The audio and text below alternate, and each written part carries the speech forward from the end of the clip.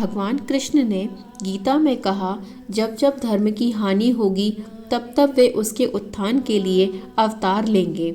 इस कथन का सिर्फ भगवान कृष्ण या श्री हरि विष्णु का कथन नहीं है, बल्कि यह उस हर परम सत्ता और परमेश्वर का वचन है जो कि जगत के कल्याण के लिए अधिकारी है। जिस तरह भगवान विष्णु ने मानव जाति और संसार के कल्याण के लिए 24 अवतार लिए हैं, ठीक उसी तरह महादेव भगवान भोलेनाथ ने भी समय समय पर कई अवतारों को लेकर न सिर्फ समाज का कल्याण किया है, बल्कि मानव जाति के सामने सीख भी रखी है। तो आइए जानते हैं हम महादेव के मुख्य अवतारों के बारे में जो कि उन्होंने लिए और उसका क्या उद्देश्य था। वीरभद्र अवतार। भगवान शिव का यह अवतार तब हुआ था जब राजा दक्ष के राज्य में आयोजित यज्ञ में माता सती ने अपनी देह का त्याग किया था। उस वक्त भगवान शिव ने क्रोध में अपने सिर से एक जटा उखाड़ी और उसे रोष पूर्वक पर्वत के ऊपर पटक दिया। उस जटा के पूर्व भाग से भयंकर वीरभद्र प्रकट हुए थे। शिव के इस अवतार ने शिव जी के ससुर दक्ष के यज्ञ का विध्वंस कर दिया और दक्ष का सिर काटकर उसे मृत्यु दंड दिया। महादेव का एक प्रमुख अवतार अश्वत्थामा का अवतार भी है। महाभारत के अनुसार पांडवों के गुरु द्रोणाचार्य के पुत्र अश्वत्थामा काल, क्रोध, यम और भगवान शंकर के अंशावतार थे। आचार्य द्रोण ने भगवान शंकर को पुत्र रूप में पाने के लिए घोर तपस्या की थी और भगवान शिव ने उन्हें वरदान दिया था कि वे उनके पुत्र के रूप में अवतार लेंगे। समय आने पर सवंतिक रुद्र ने अपने अंश से द्रोण के बलशाली पुत्र अश्वत्थामा के रूप में अवतार लिया। ऐसी मान्यता है कि अश्वत्थामा अमर हैं। शिव महापुराण के अनुसार अश्वत्थामा आज भी जीवित हैं और वो गंगा के किनारे निवास करते हैं, किंतु उनका निवास कहाँ है यह कोई नहीं बता पाया है। देखा जाए तो अश्वत्थामा भगवान भोलेनाथ का सबसे कठिन अवतार है। अश्वत्थामा की कल्पना ही विभत्स रूप के लिए की गई थी। किसी अन्य प्राणी को पाप भोगने का इतना बड़ा कष्ट न सहना पड़े, इसीलिए मानव कल्याण के लिए खुद भोलेनाथ ने यह अवतार लिया।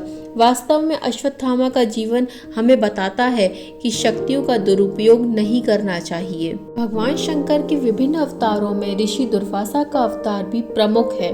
सनातन धर्म के अनुसार सती अनुसुईया के पति महर्षि अत्रि ने ब्रह्मा के निर्देश पर पत्नी सहित ऋषिकुल पर्वत पर पुत्र कामना से घोर तप किया। उनके तप से प्रसन्न होकर ब्रह्मा, विष्णु और महेश तीनों उनके आश्रम पर आए। उन्होंने महर्षि को वरदान दिया कि उन तीनों के अंश से महर्षि को 3 पुत्र होंगे, जो तीनों लोक में विख्यात होने के साथ साथ अपने माता पिता का यश बढ़ाने वाले भी होंगे। समय आने पर ब्रह्मा जी के अंश से चंद्रमा, विष्णु जी के अंश से संन्यास पद्धति को प्रचालित करने वाले दत्तात्रेय और रुद्र के अंश से मुनिवर दुर्वासा ने जन्म लिया। भगवान शंकर का नंदीश्वर अवतार भी इसी बात का अनुसरण करते हुए सभी जीवों से प्रेम करने का संदेश देता है। नंदी यानी बैल अर्थात कर्म का प्रतीक, जिसका अर्थ ऐसे समझें कि कर्म ही जीवन का मूल मंत्र है। शिव के नंदी अवतार के बारे में जो कथा है उसमें शिलाद मुनि का जिक्र अवश्य आएगा। शिलाद मुनि ब्रह्मचारी थे। वंश समाप्त होता देख उनके पितरों ने शिलाद से संतान उत्पन्न करने को कहा। शिलाद ने अयोनिज और मृत्युहीन संतान की कामना से भगवान शिव की तपस्या की। तब भगवान शंकर ने स्वयं शिलाद के यहाँ पुत्र के रूप में जन्म लेने का वरदान दिया। कुछ समय बाद भूमि जोतते समय शिलाद को भूमि से उत्पन्न एक बालक मिला।